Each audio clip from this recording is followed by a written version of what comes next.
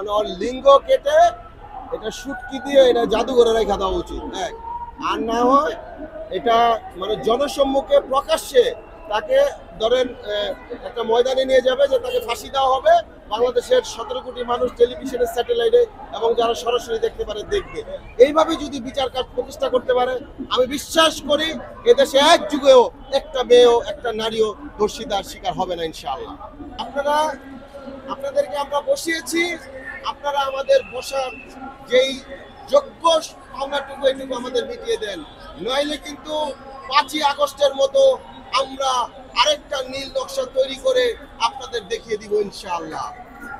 আপনার এই ঘটনা জানে স্বরাষ্ট্র মন্ত্রণালয় ডিরেক্ট অর্ডার করবে জাস্টিসকে বা বিচার পরিষদকে অর্ডার করবে যে এটা আপনি সর্বোচ্চ 3 দিন নিতে পারেন।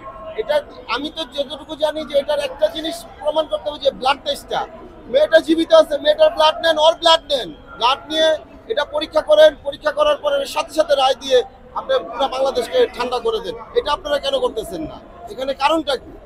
এখানে আপনাদের কি সুযোগ সুবিধা লুকায় আছে যে যার কারণে আপনারা এটা করতেছেন না? এটা আপনাদের করতে হবে, নাইলে আজকে এই পর্যন্ত যা দেখছেন এটা আমি বলবো 100 ভাগের 5 ভাগও আপনারা দেখেন নাই। আমরা যখন 100 ভাগ মাঠে নেমে যাব তখন কিন্তু আপনারা বুঝবেন যে বাংলাদেশের জনগণ এক একজন জনগণ এক একটা সরকার।